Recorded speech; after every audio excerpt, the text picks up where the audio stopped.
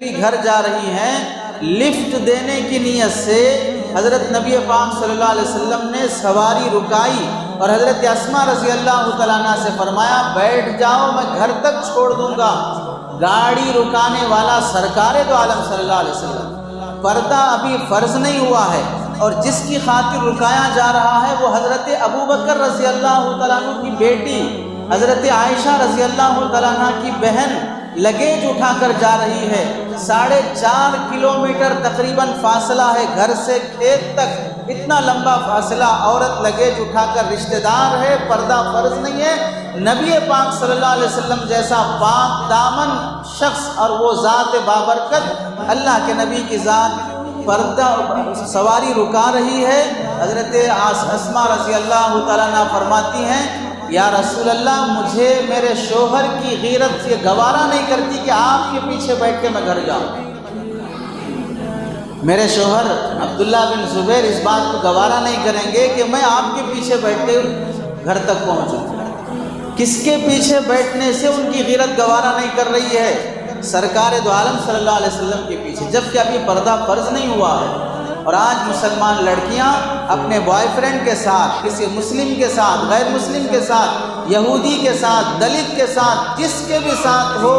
وہ ہاسٹل میں ساتھ رہتا ہے، وہ کلاس میں ساتھ پڑھتا ہے، وہ کالج میں ساتھ رہتا تھا، وہ ایگزام میں ساتھ میں بازو بیٹھا تھا، وہ جاب میں کرتے ہوئے اپنے کیبن میں ساتھ رہتا تھا، وہ سفر میں اپنے کیبن ڈبے میں ساتھ رہتا تھا۔ صرف اس دوستی کی بنیاد پر دسیوں لڑکوں سے ناجائز تعلقات رکھتے ہوئے آج لڑکیوں کو شرم حیا نہ آتی ہو تو یہ انسانیت ہے یا درندگی ہے؟ کتیا کا کوئی شوہر خاص نہیں رہتا، گلی کوچوں میں گھومنے والی مرغی کا کوئی خاص مرغا نہیں رہتا،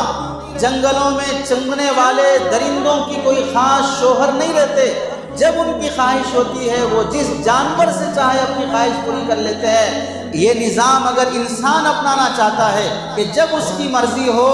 جس مرد سے چاہے وہ رات گزار لے، جب اس کی مرضی ہو جس عورت کے ساتھ وہ رات گزار لے، تو تم انسانیت سے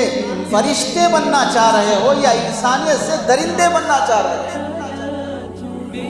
جانوروں کے اندر نکاح کا نظام نہیں ہے، جانوروں میں نکاح کا سسٹم نہیں ہے۔ کہیں سانپ کسی سانپ سے شادی کر رہا ہو، کوئی گدھا کسی گدھی سے نکاح کر رہا ہو، کوئی کتا کسی کتیا سے نکاح کر رہا ہو، کئی رشتے لے کر کتوں کی بارات آ رہی ہے،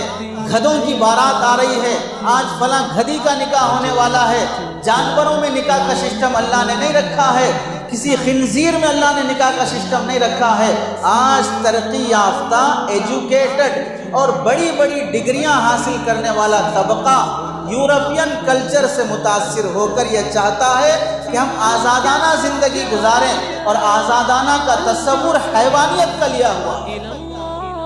کہ ہم جانور بن کے جینا چاہتے ہیں۔ ایک جانور پر جب پابندی نہیں ہے تو انسان پر پابندی کی کیا ضرورت ہے؟ چائے پینے کے لیے آپ بھینس گھر میں نہیں پالتے ہیں تو پھر اپنی خواہش پوری کرنے کے لیے بیوی کو گھر میں پالنے کی کیا ضرورت ہے؟ جس طرح چائے ہوٹل پہ پی لیتے ہو، اپنا زنا بھی کسی کلب میں جا کے کر لو، اس طرح خواہش پوری ہو جائے گی۔ ایسا نظریہ رکھنے والے کو انسان کہنا تو دور کی بات، جانوروں سے بھی گرا ہوا شخص، اسے کوئی شخص مقتدا سائنٹسٹ مان رہا ہو تو وہ معاشرہ انسانوں کا نہیں ہو سکتا ہے، وہ معاشرہ کتوں، بلی اور خنزیروں کا معاشرہ ہو سکتا ہے۔ حضرت امام طحاوی رحمۃ اللہ علیہ بڑے حنفی مسلک کے امام گزرے ہیں، محدث، فقیہ، اپنی بیٹی کو مسائل لکھاتے ہوئے، بیٹی بھی بڑی فقیہہ تھی، مسائل جاننے والی تھی، عالمہ تھی۔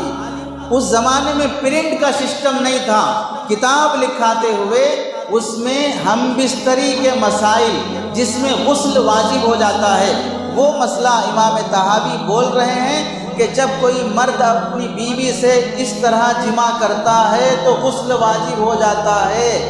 یہ مسئلہ لکھا رہے ہیں۔ اس پر بیٹی مسئلہ لکھتے ہوئے تھوڑی سی مسکراہٹ اس کے چہرے پہ آ جاتی ہے کہ جمع کا تذکرہ آیا، ہم بستری کا مسئلہ آیا، بیٹی کے چہرے پہ مسکراہٹ آئی، باپ کی نگاہ پڑی، اتنا غیرت مند اور اتنی شرم و حیا کہ میری بیٹی میں جمع کے تذکرے پر ہنسنا مسکرانا پایا گیا، شرم اور حیا آنے کے بجائے میری بیٹی میں یہ اس درجے پہ غیرتی آ گئی کہ جماع کے مسئلے کے تذکرے پر اس کے چہرے پہ شرم آنے کے بجائے مسکراہٹ آ گئی۔ اسی غم میں امام طحاوی کا انتقال ہو گیا، اسی غم میں امام طحاوی کا انتقال ہو گیا۔